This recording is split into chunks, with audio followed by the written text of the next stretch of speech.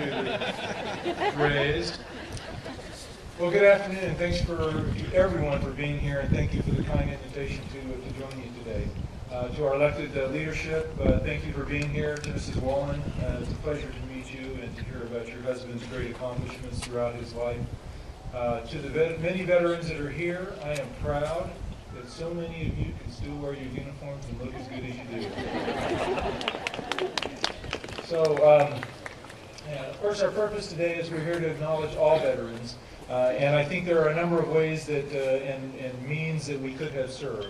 There are a number of us in later conflicts and later service that came into the military as a result of a voluntary decision, a conscious decision to be part of something bigger than just themselves. I know there are also a number of veterans out here today that came into the military as a result of a draft. Your presence here today with us on a cold November day is proof that you took away from that experience something very significant in terms of how it shaped your future life, and I thank you for being here. I don't know, and I won't ask for a show of hands, but I know we could have also some former prisoners of war that might be with us today as well. And on behalf of the Air Force and all uniformed service members today, we offer our thanks for your service in enduring the captivity and coming home to us. The last thing I guess I would like to mention, by the way of tribute to the people that are with us today, is to focus on those that are not with us today.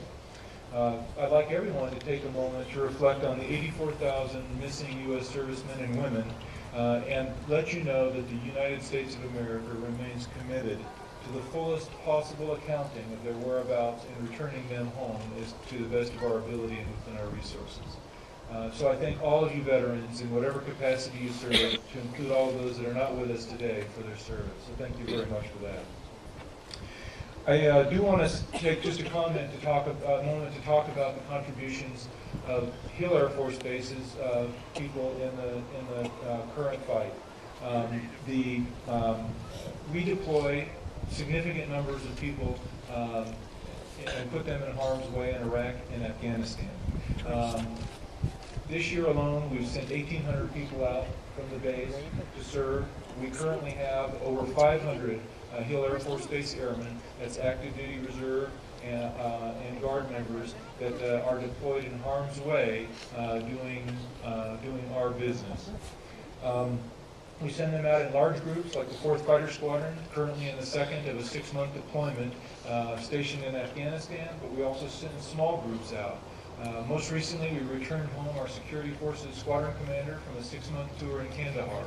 And in that role, where he went from working with us and worrying about gate access and who gets into the commissary, to working on defending the base against insurgent attacks on his deployed installation.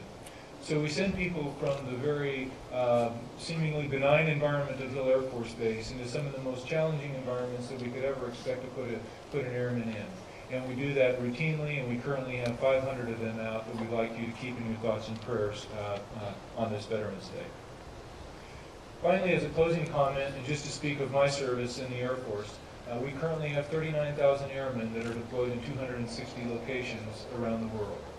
I'd ask you to keep them in your thoughts and prayers as well, and think of those folks, all of whom joined the military as a voluntary decision, and know that they chose to be something bigger, be part of something bigger than themselves.